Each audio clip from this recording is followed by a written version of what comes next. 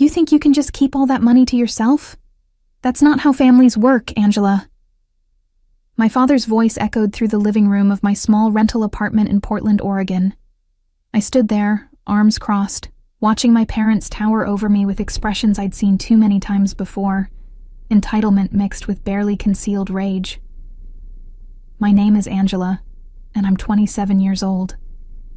Up until 3 weeks ago, I was living a modest life as a graphic designer for Brightvale Mining, earning just enough to cover rent and student loans. My relationship with my parents had always been strained, but I never imagined it would come to this. Standing in my own home, being screamed at because I refused to hand over an inheritance that was rightfully mine. My grandmother passed away 6 weeks ago. She was the only person in my family who ever truly saw me, who supported my dreams when my parents dismissed them as childish fantasies. While they pushed me toward practical careers and sensible choices, Grandma Eleanor encouraged me to pursue art, to follow my heart, to build a life that made me happy, rather than one that looked impressive to others. The funeral had been tense. My parents barely spoke to me, which wasn't unusual. My older brother, Timothy, had flown in from Seattle with his wife, and they'd spent the entire service whispering about estate details while I grieved alone in the back row. Even in death, my family couldn't set aside their obsession with money and status long enough to mourn properly. Then came the reading of the will. I'll never forget the moment Grandma's attorney, a composed woman named Beverly, opened the envelope and began reading. My parents sat forward in their chairs, confident smiles on their faces. Timothy straightened his expensive tie. They all assumed the bulk of the estate would be divided equally, maybe with a slight preference toward Timothy since he'd followed in my father's footsteps and become a financial analyst. Beverly's voice was steady as she read through the document. Small bequests to various charities, a few family heirlooms distributed among relatives.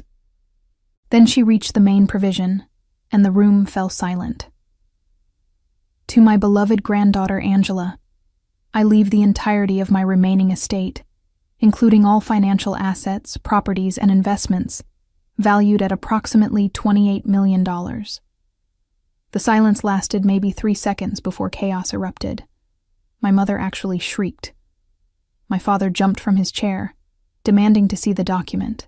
Timothy's face turned an alarming shade of purple as he shouted about undue influence and mental incompetence. His wife started crying, talking about how unfair it was, how they had children to think about, how they'd been counting on that money for their future. I sat there, numb with shock, barely processing what had just happened. $28 million. It was an unfathomable sum.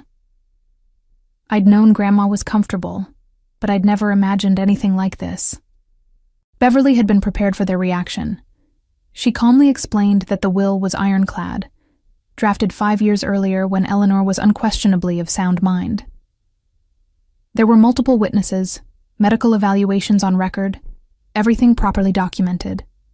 She also mentioned that Eleanor had anticipated family conflict and had included a detailed letter explaining her decision, which she'd given to Beverly with instructions to share it with me privately. My parents refused to accept it. They spent the next hour arguing, threatening legal action, insisting the will must be invalid. Beverly remained professional but firm, eventually asking them to leave her office. Before we parted, she handed me a sealed envelope and told me to read it when I was alone. That night, in the quiet of my apartment, I opened Grandma's letter. Her handwriting was shaky but clear, and reading her words felt like hearing her voice one last time. She wrote about watching me grow up in a family that never valued who I was. She described the pain of seeing my parents favor Timothy, of watching them dismiss my talents and belittle my choices. She'd seen how they treated me like an afterthought, how they only called when they needed something, how they'd never once acknowledged my accomplishments or supported my struggles. "You are the only one who visited me because you wanted to, not because you felt obligated," she wrote. "You're the only one who asked about my day, who remembered my stories, who treated me like a person rather than a bank account waiting to be inherited. This money is yours because you were the only one who gave me something money can't buy. Genuine love and companionship. Don't let them take it from you, Angela. Build the life you deserve. I cried for an hour after reading that letter. Now, 3 weeks later, my parents were in my apartment, making their latest attempt to claim what they believed was rightfully theirs. "We're your parents," my mother said, her voice dripping with false sweetness. "Surely Eleanor didn't intend for you to keep everything while your own family struggles." I almost laughed. Struggled? My father was a senior partner at Cinderglow Textiles. My mother drove a luxury car and spent her weekends at the country club. Timothy pulled in 6 figures and owned a house in one of Seattle's most expensive neighborhoods. "Grandma's will was very clear," I said quietly. "The money is mine." My father's expression darkened. "We'll see about that." The threat started the next day. My father called at 7 in the morning, his voice cold and measured. "We've consulted with our attorney. There are grounds to contest the will. Mental incompetence, undue influence, fraud. We'll explore every avenue. You can avoid all this unpleasantness by doing the right thing." I hung up without responding. My mother tried a different approach. She showed up at my workplace, tears streaming down her face, creating a scene in Brightvale Mining's lobby. She talked about family loyalty, about how hurt they were, about how Grandma must have been confused in her final years. My coworkers stared as she grabbed my hands, begging me to reconsider, to remember all the sacrifices they'd made raising me. I gently but firmly escorted her out, my face burning with embarrassment. Timothy sent a long email detailing how much he and his wife had been counting on inheritance money for their children's education. He painted a picture of desperate financial need, conveniently forgetting to mention his summer home in the San Juan Islands or the European vacation they'd just returned from. I wanted to believe it was about more than money. I wanted to think some part of them actually cared about family, about relationships, about me, but their actions proved otherwise. Not once did any of them ask how I was doing, whether I was okay, if I needed support while grieving Grandma. It was all demands, threats, and manipulation. Beverly had warned me this would happen. During our private meeting after the will reading, she'd explained that sudden wealth often brought out the worst in families. She'd seen it dozens of times. Relatives who barely spoke to each other suddenly claiming deep bonds and moral obligations the moment money entered the picture. "Your grandmother knew this would be difficult for you," Beverly had said. "That's why she set up additional protections. The inheritance is held in a trust with very specific terms. Even if someone tried to sue, the trust structure makes it nearly impossible to break. She also included funds specifically designated for legal defense, should you need it." I hadn't fully appreciated those protections until my family launched their campaign. My father's attorney sent a formal letter demanding I voluntarily surrender 80% of the inheritance to be divided among immediate family members. The letter was filled with legal-sounding language about moral obligations and family duty, but Beverly dismissed it as an intimidation tactic with no legal standing. "They're hoping you'll panic and settle," she explained. "Don't engage. Let me handle all communications." But my family wasn't content with legal threats alone. My mother began calling my extended relatives, painting me as a selfish, greedy person who'd manipulated a sick old woman for money. She told elaborate lies about how I'd isolated Grandma from the family, how I'd poisoned her mind against them, how I'd essentially stolen what belonged to everyone. Cousins I hadn't spoken to in years called to lecture me about family values. Aunts and uncles who'd never shown interest in my life suddenly had strong opinions about how I should handle my inheritance. The story my mother had crafted spread through our family like wildfire, and almost everyone believed it without question. Almost everyone. My cousin Stephanie reached out privately. She was 32, lived in Sacramento, and had always been perceptive about family dynamics. "I'm not buying what your mom is selling," she said during our phone call. "I remember how they treated you growing up. I remember the way they talked about you when you weren't around. Whatever Grandma Eleanor decided, I'm sure she had good reasons." That conversation meant more to me than she probably realized. In a sea of accusations and demands, having one person believe in me felt like a lifeline. The situation escalated when my father and Timothy showed up at my apartment unannounced one evening. My father's face was stern, businesslike. Timothy looked uncomfortable but determined.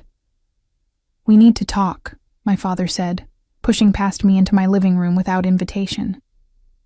They sat on my couch, and my father laid out what he called a reasonable compromise.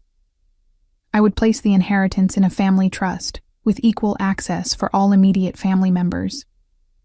I'd receive a salary from the trust, of course, but major financial decisions would require majority approval. "This way, everyone benefits," he said. "It's what Eleanor would have wanted if she'd really thought it through." "Grandma did think it through," I replied. "For 5 years, apparently. She knew exactly what she was doing." Timothy leaned forward. "Angela, be realistic. You're 27 years old. You have no experience managing this kind of wealth. You'll make mistakes, lose money, get taken advantage of by people who don't have your best interests at heart. Let us help you. Let us protect you." The irony of his words wasn't lost on me. The people claiming to want to protect me were the same ones who'd spent weeks threatening and manipulating me. "I appreciate your concern," I said, keeping my voice level. "But the answer is no. The inheritance is mine, and I'll manage it as I see fit." My father's expression hardened. "You're making a serious mistake. We've been patient, but our patience has limits. If you won't listen to reason, we'll have no choice but to take legal action." "Then I guess you'll have to do what you think is necessary," I replied, "just as I'm doing what I know is right." They left angry, slamming my apartment door hard enough to rattle the frames on my walls. I stood there in the silence afterward, hands shaking, wondering how my life had become this nightmare. Losing Grandma had been devastating enough. Now I was losing what remained of my family too, not through death, but through their own greed and entitlement. The lawsuit arrived 2 weeks later. Beverly had predicted it, but seeing the actual legal documents still felt like a punch to the gut. My parents and Timothy were jointly contesting the will, claiming Eleanor had lacked mental capacity, that I'd exercised undue influence, and that the distribution was unconscionable given normal family expectations. I called Beverly immediately, my voice tight with stress. "Can they actually win this?" "Extremely unlikely," she assured me. "Your grandmother was thorough. We have medical records proving her competence. We have testimony from her doctors, her financial advisors, her friends. We have the fact that she drafted this will 5 years ago, not in her final days. And most importantly, we have her detailed statement explaining her reasoning, which demonstrates clear, rational thought." "But they're still going to drag this out, aren't they?" "Probably," Beverly admitted. "These cases can take months, sometimes over a year. They're likely hoping you'll get tired of fighting and offer a settlement." That night, I couldn't sleep. I kept thinking about Grandma's letter, about how she'd wanted me to build the life I deserved. Instead, I was trapped in legal battles with my own family, spending my days stressed and anxious, unable to enjoy or even properly process the gifts she'd given me. I'd taken a leave of absence from Brightvale Mining. My boss had been understanding, but I could see the concern in her eyes.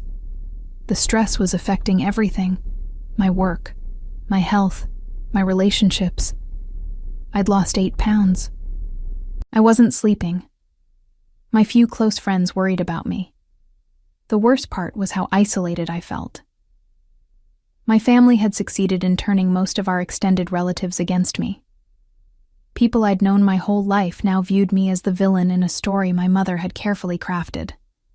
Even people who didn't know the full situation seemed to assume there must be something wrong with me if my own parents were suing me. Stephanie checked in regularly, which helped, but she lived 5 hours away and had her own life to manage.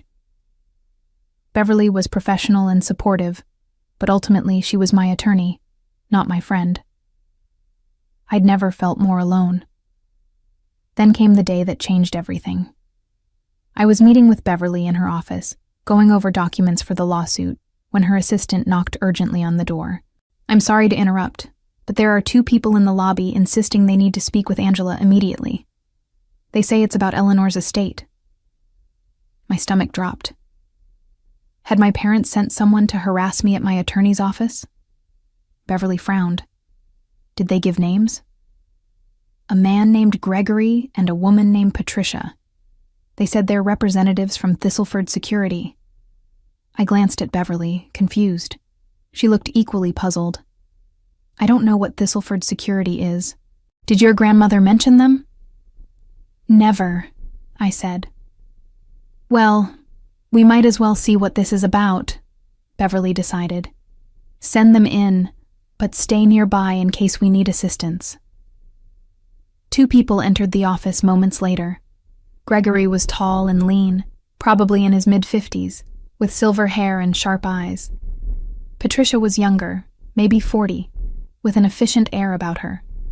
Both wore professional attire and carried leather briefcases. "Miss Angela," Gregory said with a slight nod. "Thank you for seeing us.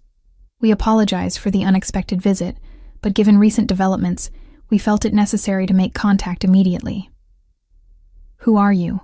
I asked warily. "We're representatives of Thistleford Security, a private investigation and asset protection firm," Patricia explained. "We were retained by your grandmother 5 years ago with very specific instructions." Beverly leaned forward. "What kind of instructions?" Gregory opened his briefcase and removed a sealed envelope, handing it to me. "Eleanor predicted there would be conflict over her will. She hired our firm to monitor the situation after her passing and intervene if necessary. This envelope contains additional information she wanted you to have, but only if certain conditions were met." My hands trembled as I took the envelope. It was thick, heavy with documents inside. My name was written across the front in Grandma's handwriting, with a note: "Open only if they try to take what's yours." "What conditions?" Beverly asked. "A formal legal challenge to the will," Patricia said. "The moment your family filed their lawsuit, we were authorized to act. Eleanor was very clear about this. She didn't want Angela blindsided." I broke the seal and pulled out the contents. There were several documents, but the first was another letter from Grandma. I started reading, and with each paragraph, my eyes grew wider. "Angela, if you're reading this, it means your parents have shown their true colors. I'm not surprised, though I hoped I might be wrong about them. What you need to know is that I've been documenting their behavior for years. I've hired investigators. I've kept records. Everything you need to protect yourself and expose their real motivations is in this packet. Don't let them bully you. Don't let them make you question your worth or your right to this inheritance. You earned it through love and genuine connection, things they've never understood. Use what I've given you. Fight back. Make them face consequences for once in their entitled lives. With all my love, Grandma Eleanor." Beverly was reading over my shoulder. "What else is in there?" I spread the documents across her desk, financial records showing my parents' actual wealth. Private investigator reports detailing their plans to contest the will. Plans they'd apparently started making 3 years before Grandma died, based on assumptions about her declining health.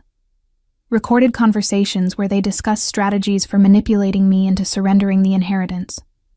And then I found the final document, and my breath caught. It was a detailed dossier on my father's business dealings, compiled by Grandma's investigators. Evidence of fraud, embezzlement, financial crimes going back over a decade.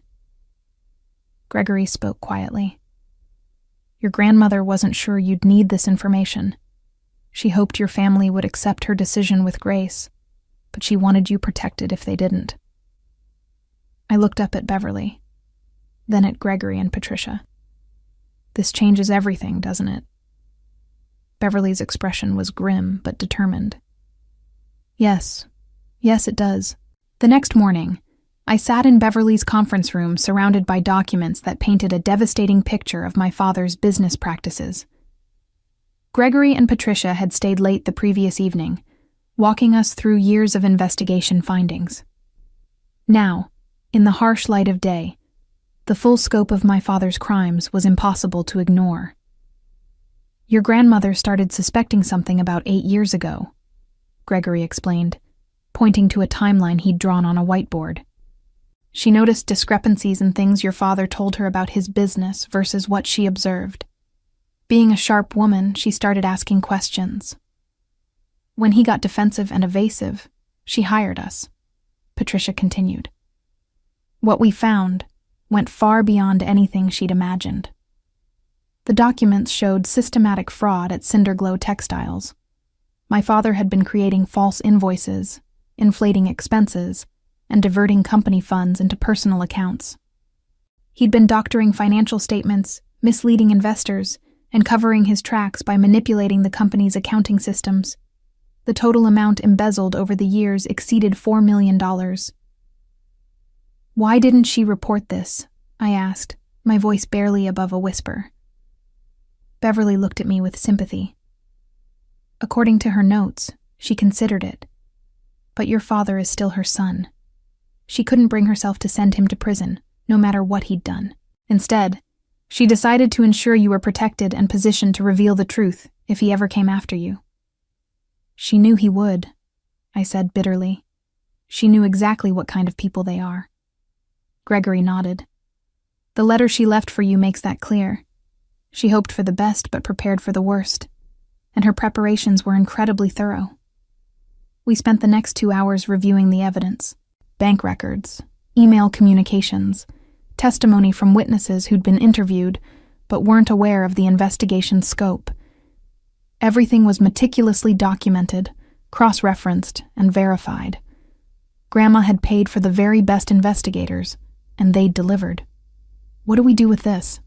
I asked finally. Beverly tapped her pen against her legal pad, thinking. We have several options. The most straightforward would be to use this as leverage. If your parents drop the lawsuit, we don't reveal what we know. Blackmail? I felt uncomfortable with the idea. Not blackmail. Negotiation from a position of strength, Beverly corrected. But honestly, Angela, I don't recommend that approach. Your father has committed serious crimes. People have been harmed by his actions. The investors he defrauded, the employees whose pension funds he jeopardized. They deserve justice. Patricia leaned forward. There's also the matter of your mother and brother. They may not have known about the fraud initially, but our investigation shows they've benefited extensively from it. The house they live in, the cars, the lifestyle, all funded by stolen money. And Timothy? I asked. Willfully ignorant at best, Gregory said. Our investigators found emails where your father discussed certain financial matters in vague terms, and Timothy's responses suggest he knew something wasn't right, but chose not to look too closely. I stood up and walked to the window, staring out at Portland's skyline. The city looked normal, peaceful. People going about their lives, unaware of the chaos in mine. I thought about Grandma, about how much courage it must have taken to document all of this, knowing it was her own son she was exposing. But she'd done it to protect me, to give me the tools I'd need. I want to think about this, I said finally. Before we make any decisions, I need time to process everything. Beverly nodded. Of course. But, Angela, there's something else you should know. Your parents' lawsuit? It's not just misguided. Based on what we've found, it's potentially fraudulent. They're claiming financial hardship as part of their argument, but these documents show they have substantial hidden assets. They're lying to the court. That information hit me like cold water. They weren't just greedy or entitled. They were actively committing fraud in their attempt to steal my inheritance. I left Beverly's office feeling overwhelmed and returned to my apartment. For the first time in weeks, I felt something besides anxiety and fear. I felt anger. Clean, righteous anger at the people who'd spent my entire life making me feel small, and who were now trying to rob me of the one gift from the one person who truly loved me. My phone rang. It was Stephanie. "Hey," she said. "I heard through the family grapevine that the lawsuit is moving forward. How are you holding up?" I almost laughed. "It's complicated. Can I ask you something? Growing up, did you ever see anything weird about my dad's business?" There was a long pause. "That's a random question. Why?" "Just something I'm looking into." Another pause, longer this time. "Okay, this might be nothing, but I remember my dad, your Uncle Keith, refusing to invest in one of your father's ventures years ago. They had this huge fight about it at Thanksgiving. My dad said something about the numbers not adding up, about how the business model didn't make sense. Your dad got really angry and defensive. When was this? Maybe 10 years ago? I was in college. They didn't speak for like 2 years after that fight. After we hung up, I sat there thinking. Uncle Keith had seen something wrong. He'd sensed the fraud, even if he couldn't prove it. And my father had cut him off, rather than answer uncomfortable questions. How many other people had noticed something off over the years? How many had been silenced or pushed away? That evening, my mother called. I almost didn't answer, but curiosity won out. "Angela, we need to talk," she said. Her voice was strained. "Your father's attorney says you're not cooperating with discovery. You need to turn over your financial records." "Beverly is handling all legal communications," I replied coolly. "This is ridiculous. We're family. We shouldn't be fighting like this." She sighed dramatically. "Your father is under so much stress. The situation is affecting his health. Is that what you want?" The manipulation was so transparent it was almost insulting. "What I want is for you to drop the lawsuit and leave me alone. You know we can't do that. It's not about the money, Angela. It's about principle, about what's right." "Then we agree on something," I said. "This is about what's right. And what's right is respecting Grandma's wishes. Your grandmother was manipulated. Stop." My voice came out sharper than I'd intended. "Don't talk about Grandma that way. She was the smartest, most capable person I've ever known. She knew exactly what she was doing." My mother's tone shifted, becoming harder. "You've changed, Angela. This money has changed you. You used to be such a sweet girl." "No, Mom. I used to be a scared girl who let you walk all over her. That's what you're really upset about, that I'm not rolling over this time." I hung up before she could respond. The next day, I met with Beverly again. I'd made my decision. "I want to fight," I told her. "Not just defend myself.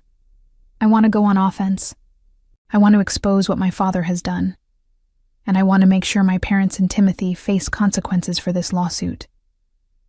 Beverly smiled grimly. "I was hoping you'd say that. Let me show you what we can do." The counterattack began immediately. Beverly filed a motion to dismiss my family's lawsuit, attaching evidence of their fraudulent claims about financial hardship. The documents Gregory and Patricia had provided showed substantial hidden assets, offshore accounts, shell companies, investments registered under false names. My parents had been lying to the court, and we had proof. The judge scheduled an emergency hearing. I sat in the courtroom 3 days later, watching my father's attorney scramble to explain the discrepancies.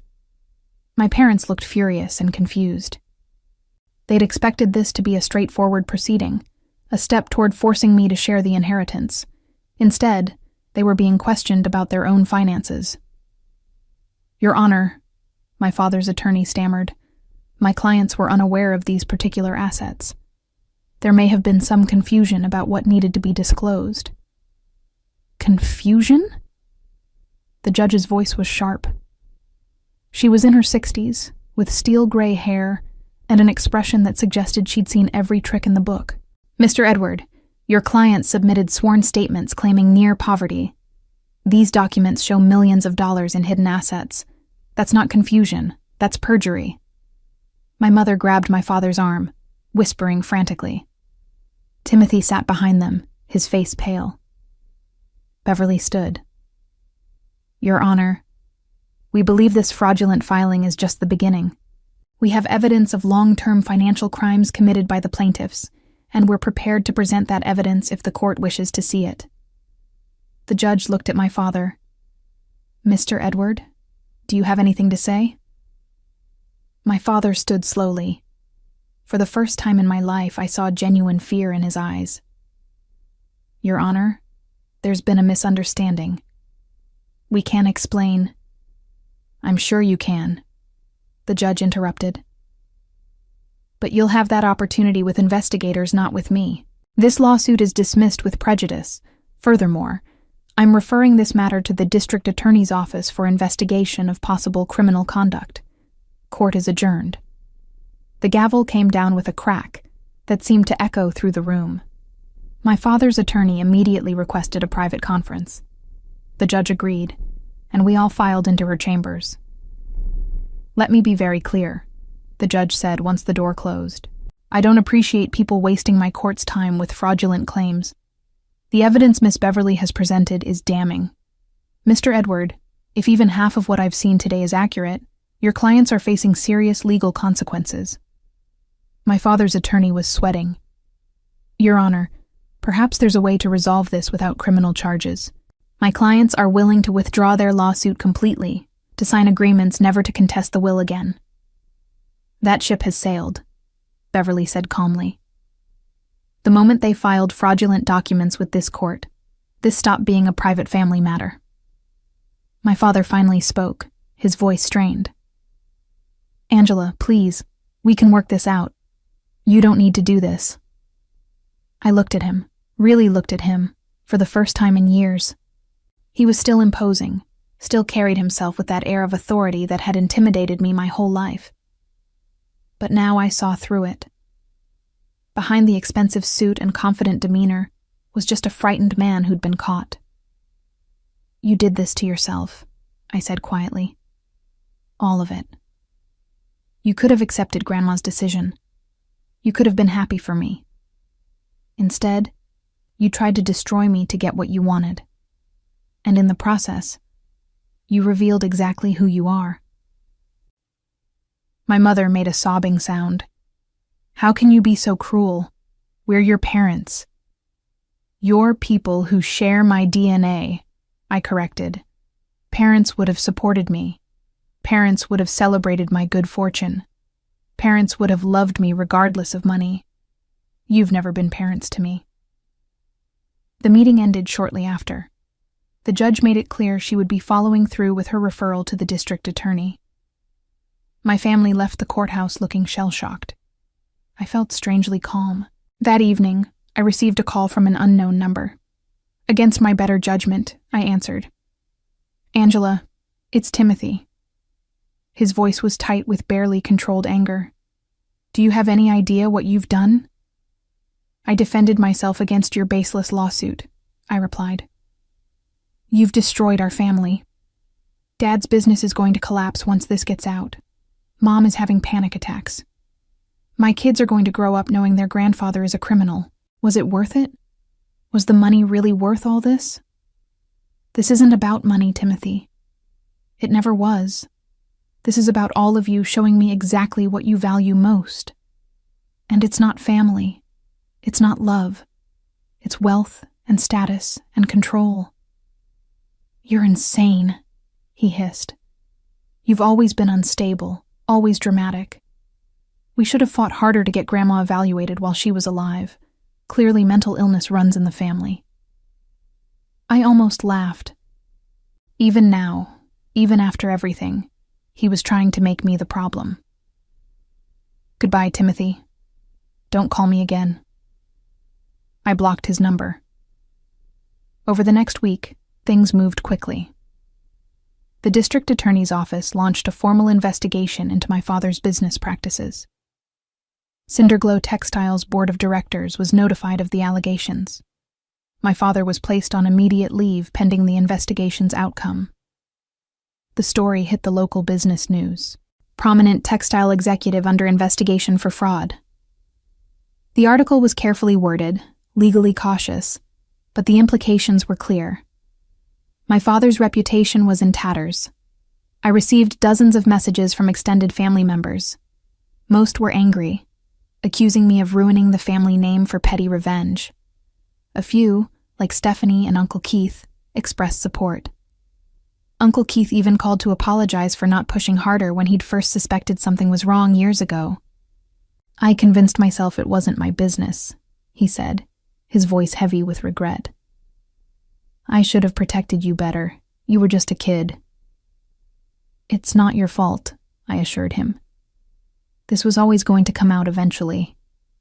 Grandma just made sure I had the tools to protect myself when it did." Beverly kept me updated on the legal proceedings. The evidence Grandma had compiled was devastating. Prosecutors were building a case that could result in significant prison time for my father. My mother and Timothy, while not directly implicated in the fraud, faced potential charges related to the fraudulent lawsuit and possibly as accessories after the fact. Then came the twist I hadn't anticipated. Beverly called me urgently one afternoon. "Angela, you need to come to my office right now. We've just received information that changes everything." "What kind of information?" "The kind I need to explain in person." "How soon can you get here?" 30 minutes later, I was sitting across from Beverly, Gregory, and Patricia again. They all looked grave. "What's going on?" I asked. Patricia slid a folder across the table. "We've continued monitoring your family's communications, as authorized by your grandmother's contract with us. This morning, we intercepted emails that suggest your parents are planning something drastic." I opened the folder. Inside were printed emails, text messages, phone transcripts. As I read, my blood ran cold. My parents were planning to have me declared mentally incompetent. They'd been consulting with attorneys about having me evaluated, about using the stress of recent events as evidence of instability. They'd found a psychiatrist willing to testify that my refusal to share the inheritance, my willingness to destroy family relationships, and my erratic behavior all pointed to serious mental illness requiring intervention. "They're going to try to have you committed," Beverly said bluntly. "Or at minimum, to have a conservator appointed to control your finances. They've already filed preliminary paperwork under seal." I felt the room spin. "Can they do that?" "It's extremely difficult, and their case is weak," Beverly assured me. "But it's also dangerous. If they can get a sympathetic judge, if they can present a convincing enough picture, they might succeed in at least freezing your assets pending evaluation." Gregory's expression was dark. "This is beyond unethical. It's potentially criminal, using mental health systems as a weapon to gain financial control." "How do we stop them?" I asked. Beverly's smile was cold.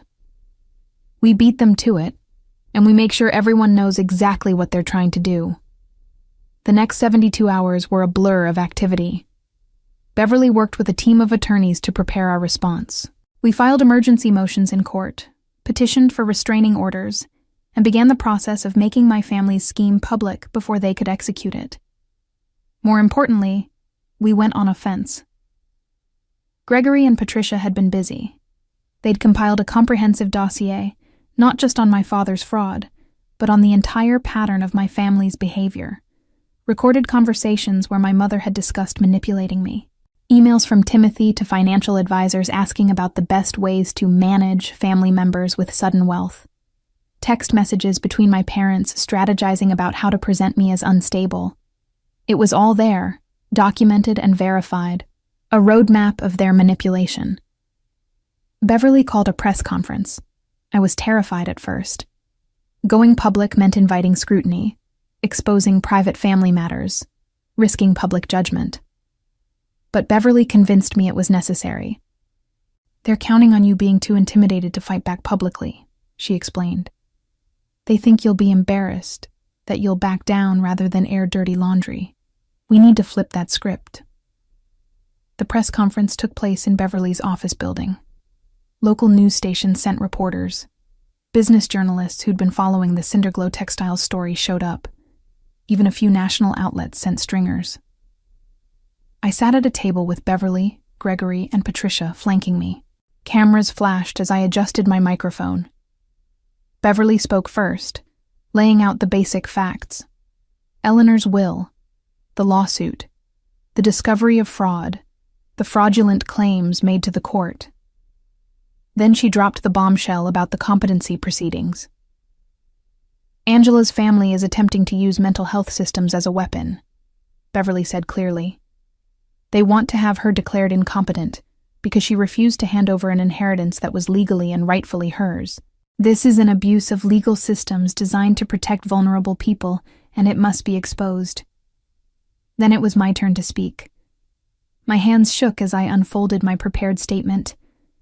My name is Angela, and my grandmother left me her estate because I was the only family member who loved her for who she was, not what she could give me. Since her death, my parents and brother have sued me, lied about me, threatened me, and now are trying to have me declared mentally ill, all because I won't surrender money that my grandmother specifically wanted me to have. I looked directly into the cameras. I'm sharing this publicly because I want other people in similar situations to know they don't have to accept abuse from family members. Wealth doesn't make people evil, but it reveals who they really are. My family has shown me exactly who they are, and I'm done being silent about it. The questions came rapid fire after that. How did I feel about my father's crimes? Was I worried about family relationships? Did I regret my grandmother's decision? I answered honestly. I was heartbroken that my father had hurt people through his fraud. I grieved the family relationships I'd never really had. I treasured my grandmother's gift and the love behind it. The press conference was covered extensively. By that evening, the story had spread across local and regional news. Heiress exposes family's plot to declare her incompetent. Grandmother's million gift sparks family war. Woman fights back against parents' fraud scheme. The public reaction was overwhelmingly supportive. Social media filled with comments from people sharing their own stories of family manipulation and financial abuse. Strangers reached out to offer encouragement. Support groups for estranged adult children contacted me about speaking at their events. My family, predictably, was furious.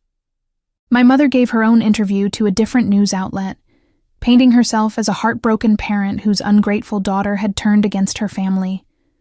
She cried on camera, talking about how they'd sacrificed everything to raise me, how they'd supported my dreams only to be repaid with cruelty and false accusations.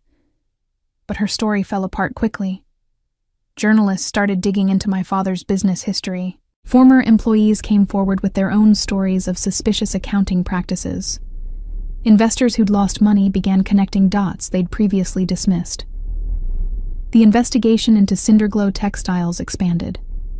Federal authorities got involved when evidence suggested some of the fraud had crossed state lines. My father's attorney stopped returning calls from the media. A week after the press conference, I received a call from a number I didn't recognize. This time, I was prepared. Beverly had arranged for all my calls to be recorded. Angela. It was my father's voice, and he sounded defeated. We need to talk. Any communication needs to go through Beverly, I said. Please, just 5 minutes. Person to person, father to daughter. Something in his tone made me pause. I'm recording this. I know. I expected you would be. He took a deep breath. I'm calling to say you win. We're dropping everything. The competency petition is withdrawn. We won't contest the will anymore. We'll leave you alone. What's the catch? No catch. We're done. The investigation is going to destroy me anyway. Cinderglow's board fired me this morning. The prosecutors are talking about a plea deal, 5 to 10 years if I cooperate fully. My attorney says I should take it because a trial could mean 20 years or more. I felt nothing hearing this. No satisfaction, no sadness, just emptiness. Why are you telling me this? Because I want you to know that you were right. About all of it. Your grandmother saw something in you that I never did. She saw strength, integrity, the ability to stand up for yourself. I saw weakness because you were kind.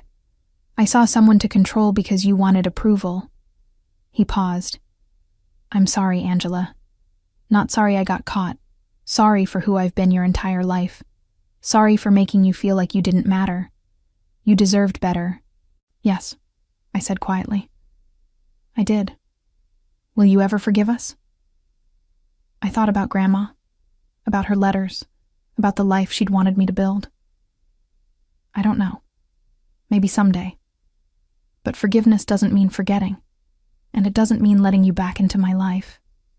"I understand." His voice cracked slightly. "Be happy, Angela. Build something good with what Eleanor gave you. Don't let our poison infect your future." He hung up. I sat there for a long time, phone in my hand, processing the conversation. It didn't change anything, not really. The damage was done, the relationships destroyed. But hearing him admit the truth, hearing him acknowledge what he'd done, it provided a kind of closure I hadn't expected. Beverly called an hour later. "Your father's attorney just contacted me. They're formally withdrawing all legal actions against you. It's over, Angela. You won." "Yeah," I said. I guess I did. But it didn't feel like victory. It felt like surviving. 3 months after my father's plea deal was finalized, I stood in the empty house that had once been my grandmother's home. The estate sale had been completed the week before. All of Grandma's belongings distributed according to her wishes, or sold to fund the various charitable bequests she'd specified in her will. Now it was just me in this house where I'd spent so many happy afternoons as a child, before everything became complicated. Beverly had suggested I sell the property. "It's a beautiful house, but maintaining it is expensive, and you might not want the memories," she'd said. But I couldn't bring myself to let it go. This house represented the only genuine love I'd known growing up. Every room held memories of Grandma teaching me to bake, showing me her garden, listening to my teenage problems without judgment. This was where I'd learned what unconditional love looked like. I'd decided to renovate it instead.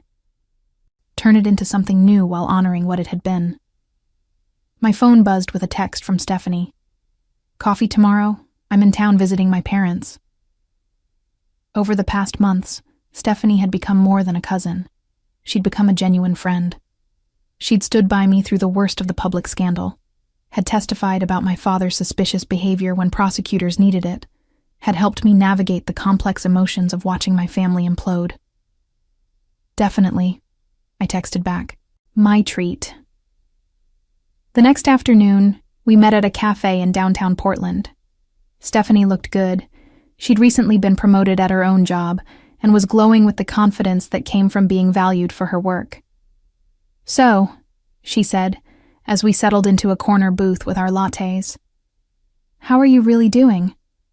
Not the public relations version, the actual truth." I considered the question. Honestly, I'm still processing everything. Some days I feel strong and vindicated. Other days I feel like I lost my entire family, and even though they were terrible, that loss still hurts. Stephanie nodded. "That's completely normal. They may have been awful, but they were still your family. Grief doesn't have to be rational." "Have you heard anything from them?" "My parents talk to your mom occasionally. She's moved to Arizona to live with her sister. Your father is in federal prison in California. He got 7 years in the plea deal. Timothy apparently sold his house and moved somewhere cheaper. His wife filed for divorce." I absorbed this information. Part of me felt guilty about the destruction I'd caused, but a larger part recognized that I hadn't caused anything. I'd simply refused to be their victim, and that refusal had exposed truths that were always there. "My mom says your mother is telling people that you orchestrated everything," Stephanie continued. "That you manipulated Grandma Eleanor, that you planted evidence against your father, that you're some kind of evil mastermind who destroyed the family for money." I laughed, though it came out bitter. Of course she is. Taking responsibility would require acknowledging her own role in all this. For what it's worth, nobody who actually knows you believes any of that. That's worth a lot, actually. Thank you. We talked for another hour, discussing lighter topics. Stephanie's new relationship, my plans for Grandma's house, a trip I was considering to Europe. It felt wonderfully normal, this conversation between two people who genuinely liked each other, with no hidden agendas or manipulation. As we were leaving, Stephanie hugged me tight. "I'm proud of you, you know. It took real courage to stand up to them." "I had good weapons," I said. "Grandma made sure of that. She gave you tools, but you're the one who used them. Don't discount that." After Stephanie left, I drove to meet with Gregory and Patricia. Their security firm had completed its contract with Grandma's estate, but they'd agreed to help me with a new project I'd been developing. "We've finished the preliminary research," Gregory said, spreading documents across the conference table in their office. "There are at least 15 families in Oregon who've experienced similar situations, adult children being manipulated or legally attacked by parents over inheritance disputes." I scanned the summaries they'd prepared. Stories like mine, though each with unique details. Parents weaponizing the legal system, siblings turned against each other over money, elderly relatives being isolated and controlled. "I want to help them," I said. "Not with money, necessarily, but with resources. Legal support, investigation services, counseling, all the things that made it possible for me to fight back." Patricia smiled. "That's what we thought. We've drafted a proposal for a nonprofit organization focused specifically on inheritance dispute support, education about estate planning, legal advocacy, mental health resources." "The Eleanor Foundation," I said, referring to the name I'd chosen for the organization. "After my grandmother." "It's a good legacy," Gregory agreed. "She'd be proud." We spent the next 2 hours discussing logistics, budgets, and strategies. I'd allocated $2 million of my inheritance to fund the foundation for its first 5 years. Beverly had agreed to serve on the board and help recruit other attorneys willing to do pro bono or reduced cost work for clients who qualified. It felt right, using part of what Grandma had given me to help others in similar situations. It honored her memory while creating something positive from all the pain. As I drove home that evening, I felt something I hadn't experienced in months. Genuine peace. The anger was still there, buried deep. Probably would be for years. The grief over losing my family remained raw, but underneath those darker emotions was a growing sense of purpose and possibility. Grandma had given me more than money. She'd given me the chance to become the person I was meant to be. 6 months later, the Eleanor Foundation officially launched. We held a small event at a community center in Portland, nothing fancy or elaborate. I'd specifically avoided anything that looked like I was flaunting wealth. This wasn't about me. It was about the mission. About 30 people attended. Some were professionals interested in partnering with us. Attorneys, therapists, financial advisors. Others were individuals who'd experienced family financial abuse and wanted to share their stories or access our resources. I stood at a podium, more nervous than I'd been at the press conference months earlier. This felt more personal, more real. "Thank you all for coming," I began. 6 months ago, I stood in a courtroom watching my family try to steal an inheritance my grandmother had specifically left to me. I was able to fight back because my grandmother had the foresight and resources to prepare me for that battle. Most people in similar situations don't have those advantages. The Eleanor Foundation exists to change that. I outlined our services.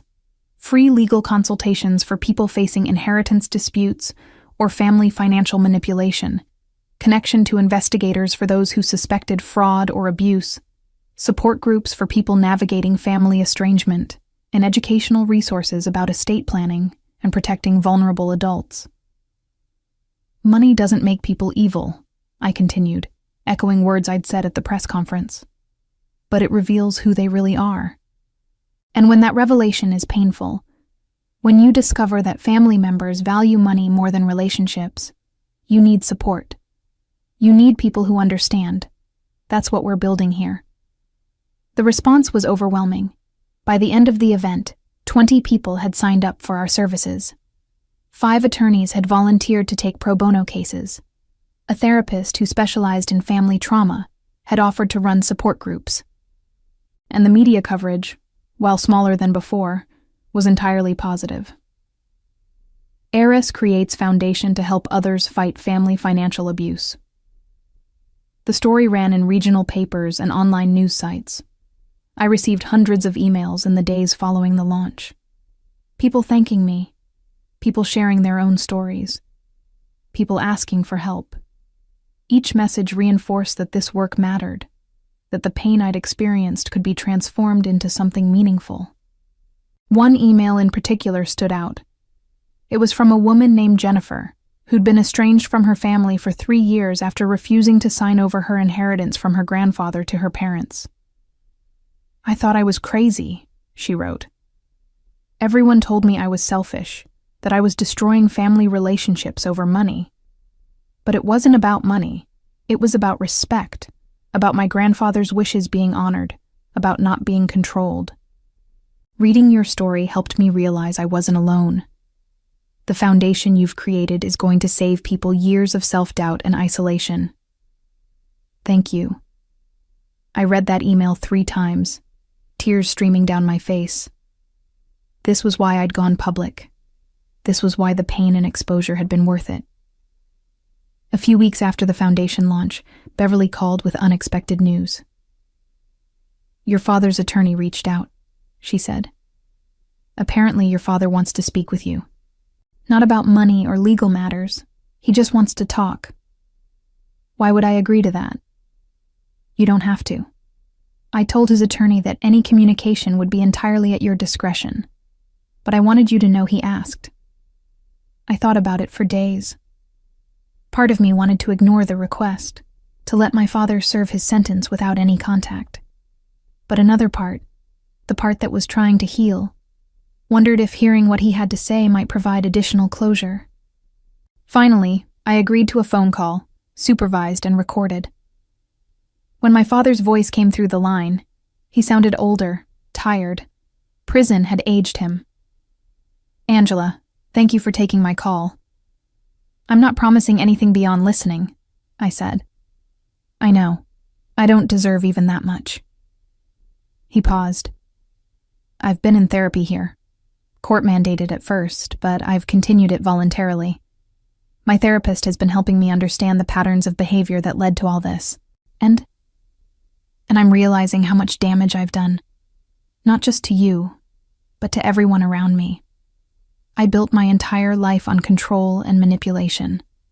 I taught Timothy those same patterns. I enabled your mother's worst behaviors.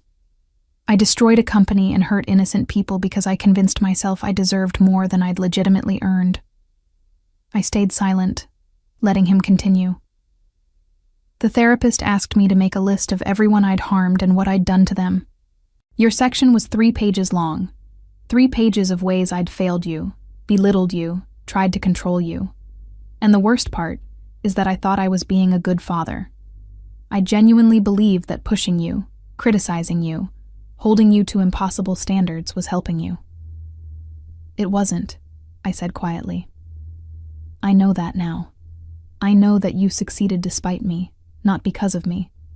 And I know that the strong, capable woman you've become is entirely your own achievement. Your grandmother saw that when I couldn't. Why are you telling me this?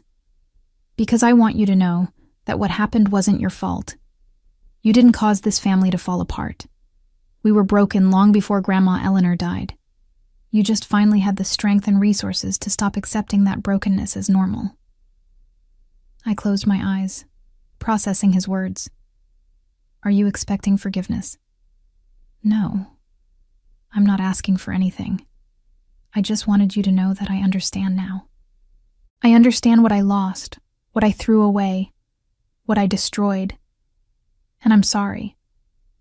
After we hung up, I sat in silence for a long time.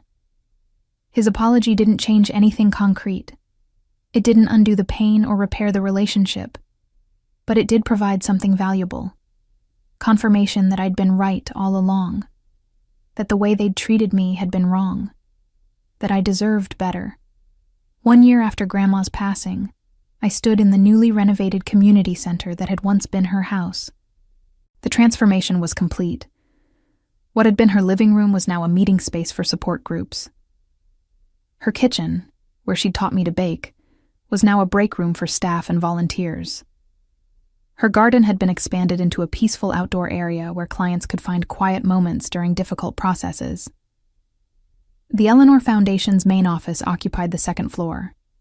We now had 5 full-time staff members and a roster of over 30 volunteer professionals. In our first year, we'd helped 43 families navigate inheritance disputes, prevented 2 questionable conservatorships, and connected hundreds of people with resources and support. We were holding an open house to celebrate the center's completion. Unlike the initial launch, this event was larger, more celebratory. I'd invited everyone who'd supported me through my own ordeal: Beverly, Gregory, Patricia, Stephanie, Uncle Keith, and the handful of other relatives who'd stood by me. As people gathered in the main meeting room, I looked around at what we'd built. The walls were painted in warm, welcoming colors. Photos of Grandma decorated one wall, pictures of her gardening, laughing, living her life with joy and dignity. A plaque near the entrance read, "Eleanor's House, a place of healing, justice, and new beginnings." Beverly approached me, holding a glass of sparkling cider. "Your grandmother would be incredibly proud of this." "I hope so," I said. "Sometimes I still can't believe any of this is real." "Believe it. You've created something that's genuinely helping people. That's a remarkable legacy." The afternoon included tours of the facility, testimonials from people we'd helped, and a presentation about our future plans. We were expanding our services to include youth programs, education for young adults about financial literacy, healthy family dynamics, and recognizing manipulative behaviors. During the reception afterward, a young woman approached me nervously. She looked about 19, with uncertain eyes and fidgeting hands. "Miss Angela, I'm Kayla. I just wanted to thank you. Your foundation helped my mom last year when my grandparents tried to force her to sign over her inheritance. We would have lost everything if your attorneys hadn't stepped in." I took her hand warmly. "I'm so glad we could help. How is your mom doing now?" "She's good. Really good, actually. She used part of the inheritance to start her own business. We're finally stable for the first time in my life." Tears welled in her eyes. "And she's seeing a therapist, working through all the family stuff. She says she wants to break the cycle, to make sure I never feel like she did." Conversations like that one happened several times throughout the afternoon. People sharing their stories, expressing gratitude, talking about how the foundation had changed their lives. Each one reinforced that the pain I'd endured had been transformed into something genuinely valuable. As the event wound down and people started leaving, Stephanie found me standing in Grandma's garden. "Quite a day," she said, joining me on the bench. "Yeah, it feels surreal sometimes. A year ago, I was sitting in Beverly's office, terrified and overwhelmed. Now I'm running a foundation and helping people. You've come a long way." Stephanie smiled. "Have you heard the latest about your parents?" I shook my head. I'd stopped asking for updates months ago, trying to focus on moving forward rather than looking back. "Your mom is apparently telling everyone who'll listen that she always supported the foundation, that it was partially her idea. She's trying to rehabilitate her image by association with your success."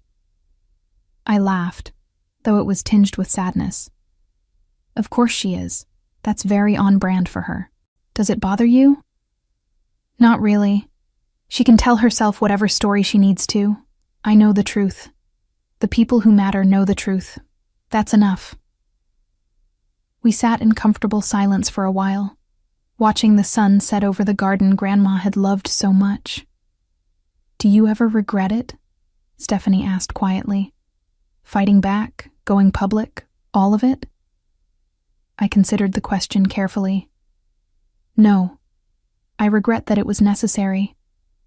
I regret that my family chose money over relationships, but fighting back, exposing the truth, creating something positive from that pain? No, I don't regret those choices at all.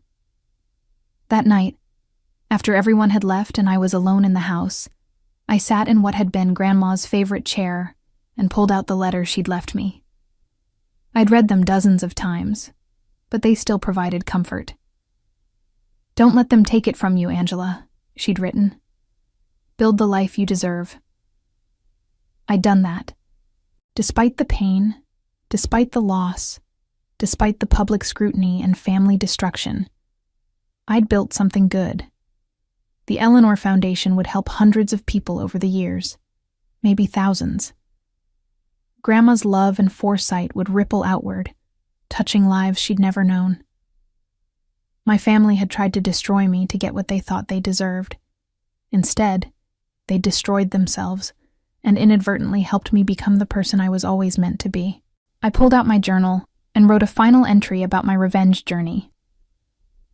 They wanted to break me, but I refused to break. They wanted to take what was mine, but I stood my ground. They wanted me to stay small and controllable, but I grew into someone they couldn't recognize or manipulate. In trying to punish me for being strong, they revealed their own weakness. And in that revelation, I found my freedom. My father served 5 years of his 7-year sentence before being released on parole. He moved to a small town in Northern California, where he worked at a hardware store and attended court-mandated therapy sessions. His reputation in the business world was destroyed beyond repair, his name synonymous with fraud and embezzlement. The retirement he'd envisioned, built on stolen money and manipulation, vanished entirely. He lived modestly, quietly, a ghost of the man who'd once commanded boardrooms and intimidated his daughter. My mother never recovered from the scandal. Her social circle in Portland evaporated once the truth emerged, and even in Arizona, living with her sister, she remained largely isolated. She attempted to reconnect with distant relatives, spinning elaborate stories about being the real victim, but most people saw through the manipulation. She spent her final years bitter and alone, unable to accept her role in the family's destruction, convinced until the end that she'd been wronged, rather than being the one who wronged others. Timothy's life unraveled completely. His divorce was expensive and contentious, his ex-wife having finally recognized the toxic patterns he'd learned from our father. He lost custody of his children, except for supervised visits. Unable to find work in finance after his association with our father's fraud became public, he eventually moved to a different state and worked a series of unfulfilling jobs, his grand ambitions reduced to simply surviving. He never reached out to apologize, never acknowledged his role in trying to destroy me. Some people, I learned, would rather preserve their ego than repair their relationships. As for me, I stood in Eleanor's garden 5 years after that day, watching morning light filter through the trees she'd planted decades earlier. The foundation had grown beyond anything I'd imagined, helping over 200 families navigate inheritance disputes and family financial abuse. I'd found peace not through revenge, but through transformation, turning pain into purpose, betrayal into boundaries, and loss into something that genuinely mattered. Grandma had given me more than money. She'd given me the tools to build a life defined by my own choices rather than others' expectations. And in the end, that was the greatest inheritance of all.